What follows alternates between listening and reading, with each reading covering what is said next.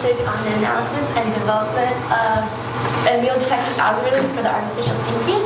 I did this research under the mentorship of Rebecca Harvey, and my advisors were Professor Doyle and E.L. Dasso, and I did this in the Department of Chemical Engineering and at EUREKA. So, type 1 diabetes is autoimmune destruction of pancreatic beta cells, and as you can see in this picture right here, this is a functioning pancreas, and this is a diabetic pancreas, and you can see that there aren't any pancreatic beta cells in there. And what this does is it causes the production of insulin to cease, and this means that blood glucose levels are uncontrollable and exogenous insulin is required. And this is required because there is an acceptable range for blood glucose levels that we need to maintain. And these acceptable levels are from 70 milligrams per deciliter to 180 milligrams per deciliter.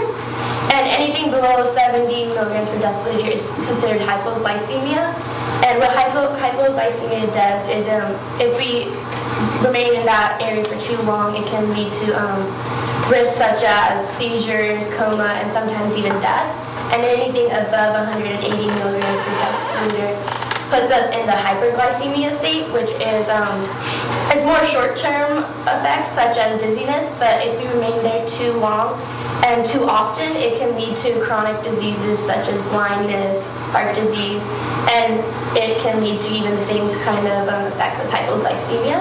So the current disease therapy is self-monitoring using the finger stick, which is the image on your left right here, and then and with those blood glucose levels that are red, then you just inject multiple insulin into the body to help maintain that acceptable insulin range.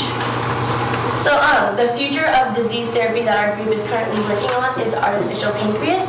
And what we want to do is make a fully automatic system where it's able to detect blood glucose levels and then insert insulin in relation to what those blood glucose levels read. So what the artificial pancreas consists of is the continuous glucose monitor, also known as CGM, which is right there.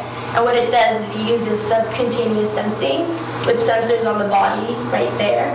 And it sends the data every 5 minutes into the artificial pancreas system. And what the artificial pancreas system is, it's essentially the brain of the system. It has the controller and a safety system in it.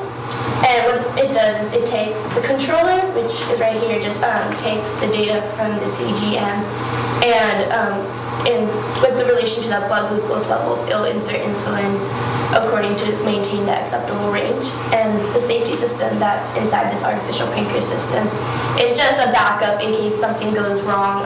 It's there to alert the user and make sure everything is functioning.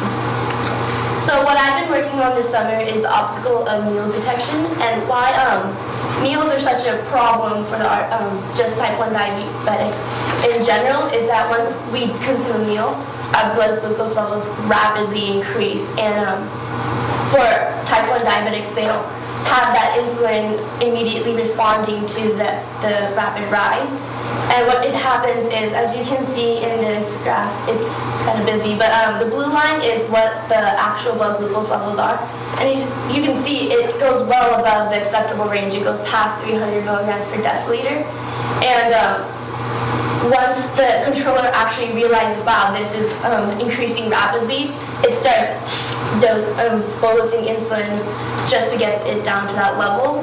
And what happens is it boluses too much insulin, and then the blood glucose levels start crashing and going into that hypoglycemia state, which is also bad. So what we want to do is we want to try and detect the meal at least less than 30 minutes after the meal has been consumed, and that way we could just bolus a little bit of insulin just to help keep it in that level.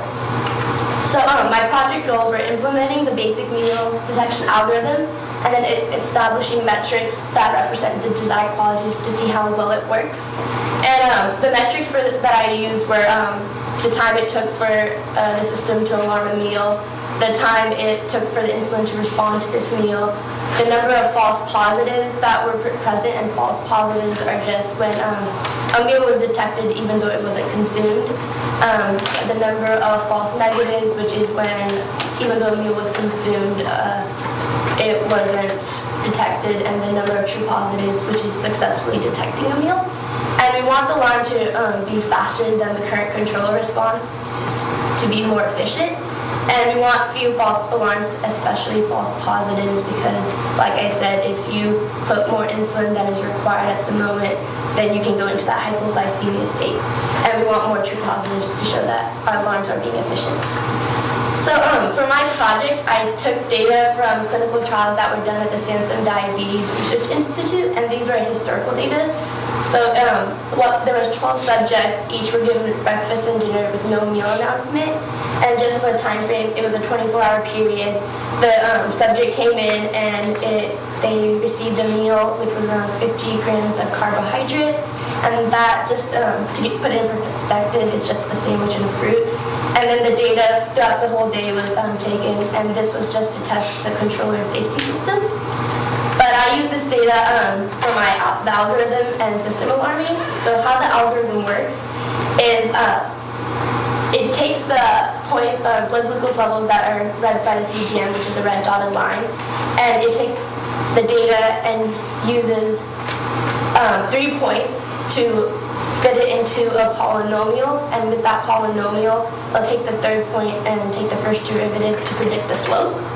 And with that slope, it'll go through the parameters that we set for them. So the parameters that we set for them are, it had to be above a threshold, so in our case, it had to be above 110 milligrams per deciliter. And then it had to be within our min and max slope, so the slope had to be in between 1.8 to 3 milligrams per deciliter per minute. And then the third parameter that we set for them is the subsequent alarms required, also known as SAR, and that's what I was specifically working on. And what SAR 1, 2, and 3 mean is it would only need to meet the parameters once and it would alarm, or SAR 2 meant it needed to meet the parameters 2 times in a row and then it would alarm. And then the 3 is 3 times in a row and then it would alarm. And as you can see on this graph, it doesn't necessarily have to be one after another, because the third one had to have more data points to alarm. And then the bottom graph just shows the insulin response, and this is just to show that if the insulin is responding before the alarm, it just shows that our alarm is inefficient. But if it's, and we want the least amount of time between the alarm and the insulin to respond. So my hypothesis for this was that SAR1 would be faster at detecting a meal, but it would have more false positives since there's less data points that it needed to detect a meal. And then my second hypothesis was that SAR3 would take a longer time and it would have less false positives because of the more data points it needed to confirm that there was a meal, and then more false negatives because it would take longer and sometimes we wouldn't have the data to check the meal. So I ran the 3 algorithms, and this is pretty much just the information that I got for the time response. So as you can see, if you just focus on like the red, you can see that the red is shorter, which shows that it's responding faster to the alarms, and the blue is taller, so it took longer for it to respond to the alarms. And the dotted lines, dots at the bottom just show that these were the undetected meals, so it didn't alarm at all. And the blue dots obviously have more undetected meals. So my results were that the better detector would be 1 and 2, just because it had a greater amount of true positives. It had an 87.5%, and while the third one had a 75% true positive rate. They all had the same number of false positives, which is pretty surprising. But and then the average time difference from alarm to insulin delivery. The first one was faster. The negative just shows that it responded, the insulin responded after the alarm, while the positive just shows that insulin responded before the alarm, telling us that the SAR3 was not efficient at detecting the meal. So my conclusions are that my first hypothesis was unconfirmed.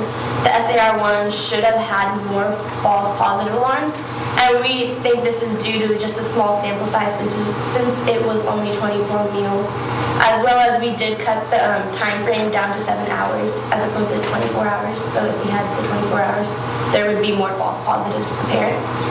As well as my second hypothesis was confirmed, as you saw, the SAR3 had more false negative alarms. My future work would be using the basic algorithm as a benchmark for a more advanced system, and then creating a more advanced meal detection algorithm, and then comparing it to the current one. Then using it with a larger data set, and then eventually, hopefully, putting it through clinical trials. And I'd like to thank our sponsors and EUREKA and my mentor, Rebecca Harvey, Yal Dasso, Professor Doyle, Eric and Tyler. Thank you.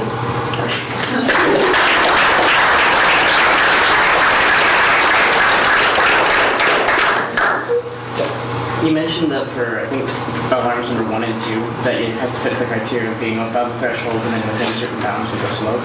Why the upper bound on the slope of 3 milligrams per deciliter per minute? It's just what we set for it for this procedure. I think it's just because you want a gradual slope, and then if it's going too high, if it's just say like it's 5 or something, that just means maybe there's just a spike, and you don't want to put insulin if it's just like a spike.